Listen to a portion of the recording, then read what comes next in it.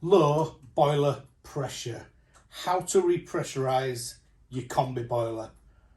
My name's Alan Hart, and in today's video I've got an alpha boiler here. I'm going to show you how to top the pressure up on the alpha boiler.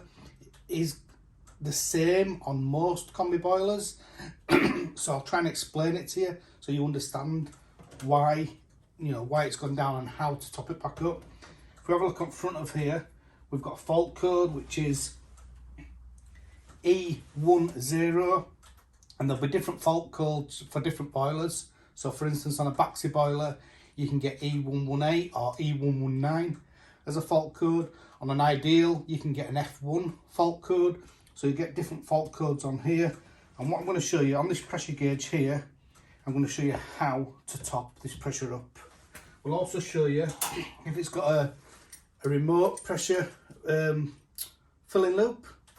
We'll also show you if it's got a built-in filling loop as well, and I'll try and explain the different scenarios for you. So hopefully this will be a one-stop shop for you, this video on how to repressurize your boiler.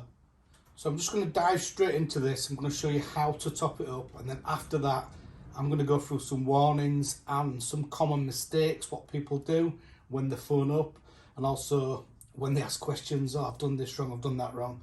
So we'll go through that at the end, but I'll get straight into this now. To top this pressure up, all we need to do, this has got a built-in filling loop on this one. So it'll be different if you've got a remote one, but I'll show you that one shortly. But on this one, all we're going to do, we're just going to go underneath the boiler. And on this there's two taps. There's one at left and one at right that stick down here.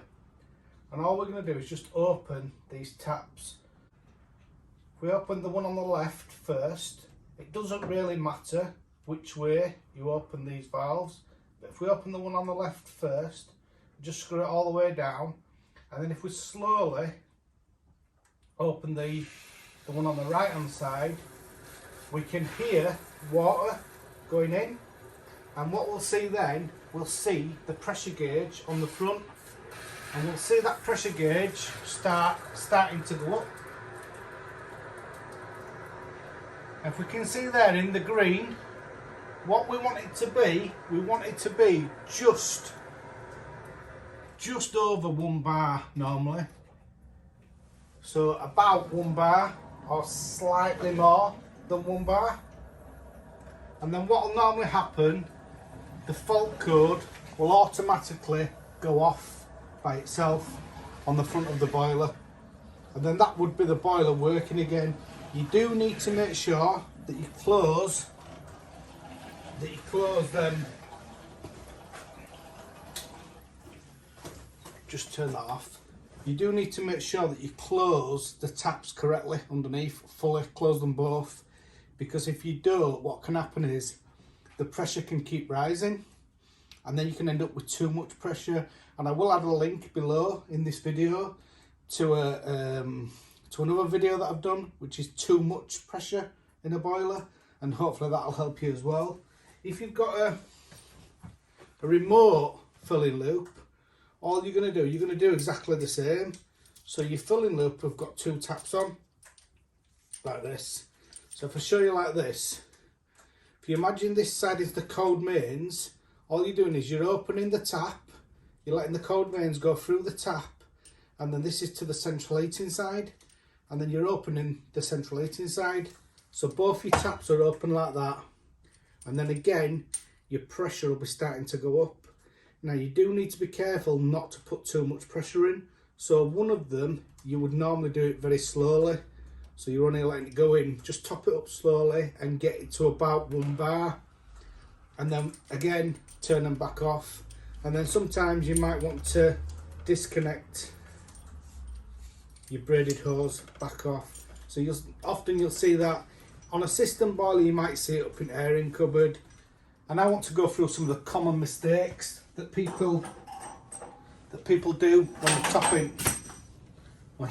topping boiler up. First of all, I'd like to thank Heatable for supplying this boiler so we can do this video today. And one thing I will say as well is always refer to the installation instructions for the boiler that you're going to be working on or topping up, because some boilers, most boilers, it needs to be about 1 bar, and all you're doing is it's got a low pressure switch inside the boiler in most boilers, and what you're doing is you're getting that so that it goes back up to 1 bar and it activates that low pressure switch, and then that allows the boiler then to work again. In some boilers, so like for instance in a Worcester doesn't have, or the older Worcesters, they don't have a low pressure switch. So sometimes you can get problems with Worcesters that where you get your kebab heat exchanger leaking and stuff inside, and you have problems with boiler, and that's because the pressure's gone down and it's not being topped up, and the boiler hasn't got a safety valve to protect the boiler.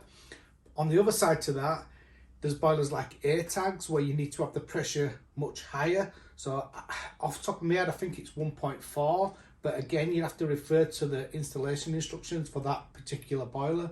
So as I say, you do need to refer to installation instructions.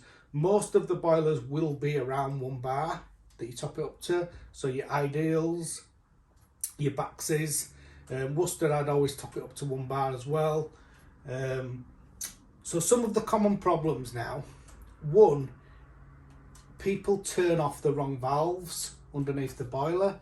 So you need to make sure that you've turned off, you've done the filling loop part of it and not the return. So often what happens is people turn the far right. So like on a Baxi Platinum or a Baxi Duotech, they would turn the return off on the boiler, and then they've got the pressure back in the boiler, but the boiler's still not working again. So that's just another issue that you can have. If you do have any questions at all about topping a boiler up, please ask in comments below, and I'll try my best to answer them the best I can. And I will, if you do ask questions, I've probably done some other videos. So what I'll do is I'll try and link to them other videos. A question that I do get asked quite a lot is, you've really saved us, you've helped us, and can we pay you some money? And what I would say is that if you do want to make a donation, that would be amazing.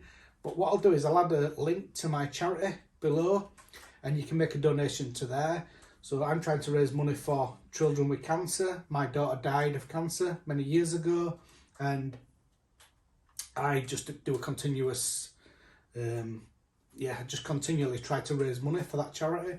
So as I say, if you did want to make a donation, then thank you very much for that.